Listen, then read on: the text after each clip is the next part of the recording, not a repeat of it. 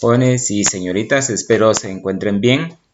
El día de hoy vamos a continuar con el tema que comenzamos la semana anterior en relación a lo que son los componentes rectangulares de un vector.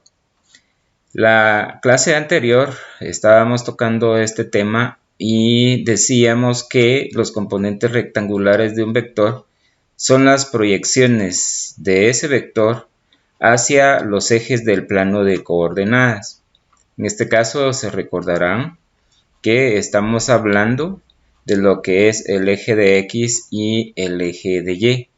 En este caso el vector B como que proyectara una sombra sobre el eje de X y una sombra sobre el eje de Y. Son las líneas que aparecen punteadas en esta gráfica.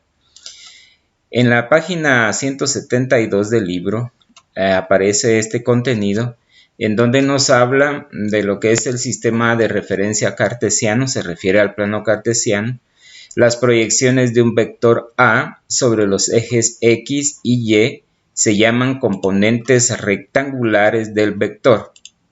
Es decir, en este caso, esta línea roja que ustedes pueden apreciar en su pantalla es la proyección de este vector A sobre el eje de X. Y esta línea azul que ha aparecido aquí en su pantalla sobre el eje de Y es la proyección del vector A sobre el eje de Y. Para determinar la magnitud de los componentes rectangulares, habíamos dicho que la fórmula que vamos a utilizar en este caso, estamos hablando de A sub X es igual al valor del vector multiplicado por el coseno del ángulo. Y dijimos que para averiguar el valor del componente rectangular en Y, vamos a multiplicar el valor del vector por el seno del ángulo. En este caso nosotros estamos diciendo que A es la magnitud del vector, es decir, el largo del vector o el módulo del vector.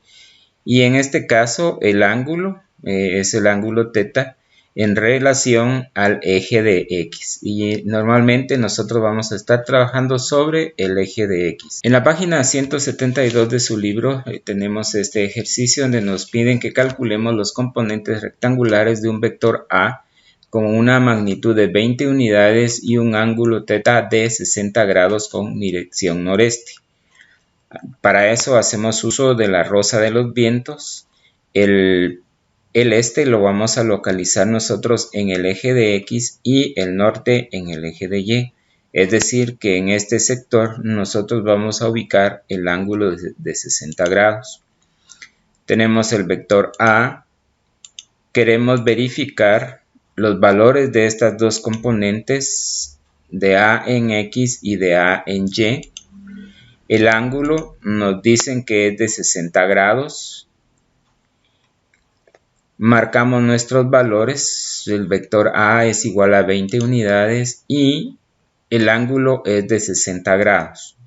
Recuerden que la figura que en este caso se forma aquí al trazar esta línea imaginaria es de 60 grados.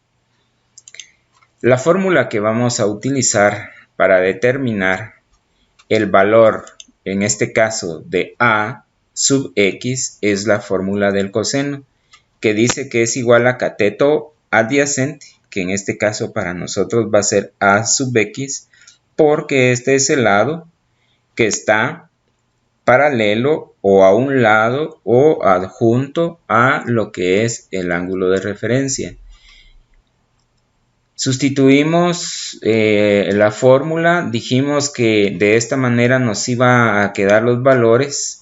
Decimos coseno de 60 grados, que es el valor del ángulo, es igual a sub X, que en este caso para nosotros es el cateto adyacente, dividido el valor de la hipotenusa, que es este lado y que dice que mide 20 unidades. Ya despejando la fórmula necesitamos quitar estas 20 unidades de aquí y lo vamos a trasladar al otro lado para que multiplique a coseno de 60 grados. Invertimos la fórmula. y decimos que A sub X es igual a 20 unidades, aquí ya está multiplicando a coseno de 60 grados. Operamos en nuestra calculadora y eso nos da como resultado 10 unidades. Para averiguar el valor de la proyección del vector A en el eje de Y utilizamos la función seno. La fórmula que vamos a utilizar ya despejada es de esta manera. Y decimos seno de 60 grados, que es lo que vale el ángulo, es igual a A sub Y, es decir, el valor del cateto opuesto, porque recuerden que necesitamos averiguar este valor que está enfrente del ángulo de referencia. Esta línea imaginaria es igual a esta línea que nosotros podemos tener aquí en el eje de Y. Despejando la fórmula y sustituyendo los valores, decimos seno de 60 grados es igual a A sub Y, que es este valor, dividido 20 unidades, que es lo que vale el vector, y que en este caso para nosotros es la hipotenusa. Multiplicamos 20 unidades por seno de 60 grados y eso nos va a dar que A sub Y es igual a 17.32 unidades. Otro ejemplo con una variación. Nos piden a nosotros que calculemos los componentes rectangulares de un vector A con magnitud de 45 unidades y un ángulo beta de 15 grados sobre el eje de X. Este es nuestro vector. Esta es la proyección del vector en el eje de X, que se va a llamar A sub X. Y esta es la proyección del vector A sobre el eje de Y, y que es A en Y. El ángulo nos dicen que es de 15 grados sobre el eje de X. Nuestros datos nos dicen que este vector mide 45 unidades y que el ángulo beta es de 15 grados sobre el eje de X. La fórmula que nosotros vamos a utilizar para averiguar cuánto vale A sub X, recuerden que este lado, en este caso es el cateto adyacente porque está a un lado del ángulo de referencia. Entonces la fórmula que vamos a utilizar es la de coseno, que dice que es igual al cateto adyacente dividido el valor de la hipotenusa. Sustituimos los valores y decimos coseno de 15 grados es igual a A sub X, que en este caso el cateto adyacente aquí en este ejemplo se llama así, dividido 45 unidades, que es la magnitud del vector A. Invertimos los valores en la fórmula. Estos 45 que mide en este caso el vector A, necesito quitarlo de este lado de la expresión y pasarlo al otro lado. Aquí está dividiendo, va a pasar a multiplicar a coseno de 15 grados y nos quedaría de la siguiente manera. Ya quedaría solito A sub X es igual a 45 unidades, que es el valor del vector, por coseno de 15 grados. Operamos y nos da como resultado 43.47 unidades, que es el valor de la proyección del vector A en el eje de X. Y para averiguar A en Y utilizamos la fórmula de seno y decimos seno de 15 grados es igual a A sub Y, que en este caso dijimos que es este valor el que necesitamos averiguar, que es igual a la medida de la proyección del vector A en Y. Aquí hay un cero de más, por favor. Aquí debe decir A sub Y dividido 45 unidades. Quitamos este valor y decimos A sub Y es igual a 45 unidades por seno de 15 grados. Operamos y eso nos da como resultado 11.65 unidades. Ahora vamos a ver lo que es propiamente el tema de hoy, la representación gráfica de vectores por componentes. Ejemplo, representar gráficamente el vector A cuyos componentes son 2, 4. Recuerden por favor que en este caso nosotros estamos hablando de un conjunto de números encerrados dentro de paréntesis que se llaman pares ordenados. El primer número nos indica la ubicación de este número en el eje de X y este es en el eje de Y. Recordemos por favor, en este caso hablamos siempre de 4 cuadrantes y tenemos que ubicar en qué cuadrante vamos a ubicar a este par ordenado. Tenemos un 2 que es positivo y un 4 que es positivo. Entonces eso lo vamos a ubicar en el cuadrante 1 del plano cartesiano, que sería este. Recuerden, el primer número va en el eje de X, que en este caso lo localizamos aquí. Y el 4 va en el eje de Y, que es positivo, entonces lo vamos a encontrar aquí. El punto en donde se unen estos dos pares ordenados, en este caso, es aquí. Ahora, nos piden a nosotros que representemos gráficamente el vector A, es decir, la flecha. Entonces, vamos a estar trabajando nosotros partiendo del 0, siempre en el plano cartesiano. Entonces, trazamos nuestra línea de 0 hasta la ubicación de este punto.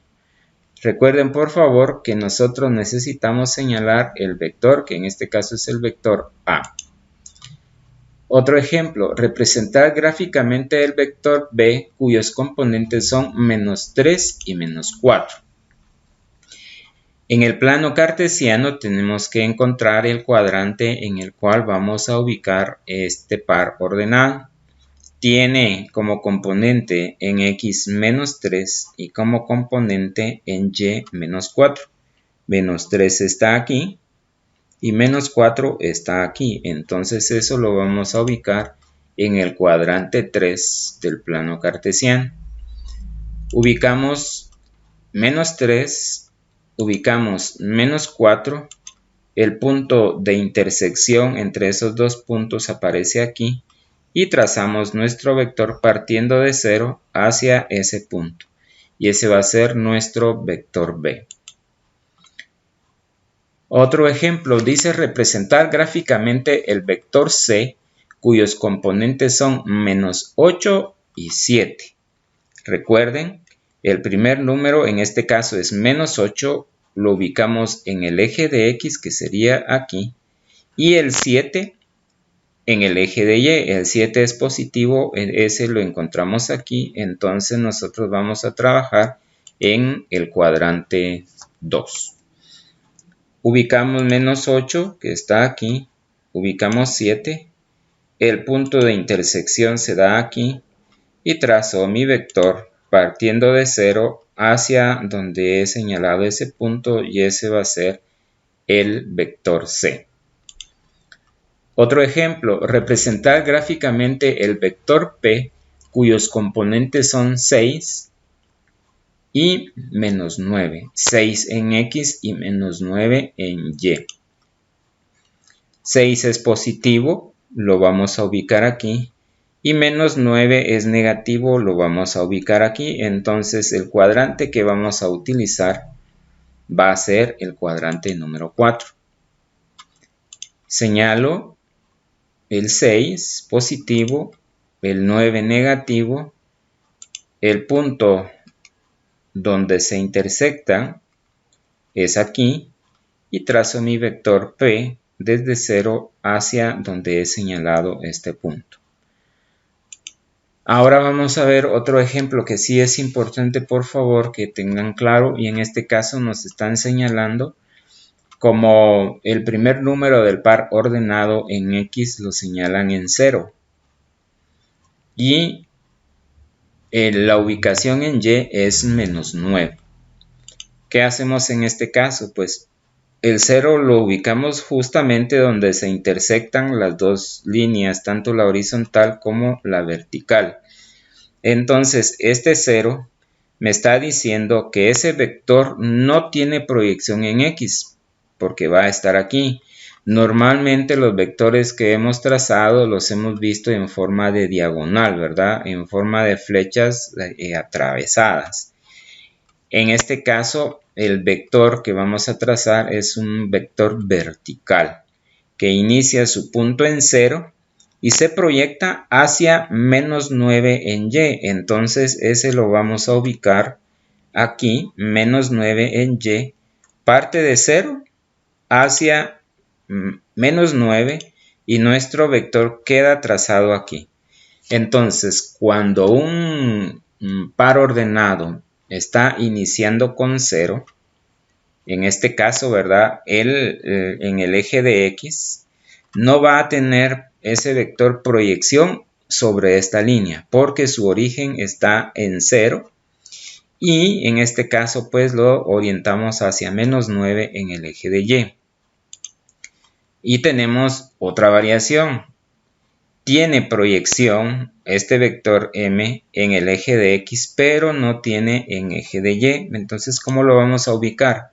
El 6 es positivo, o sea, va a ser hacia acá. Y su origen es en 0. Entonces lo vamos a ver aquí. 6 es el que está en X y 0 que está en Y lo vamos a ubicar aquí.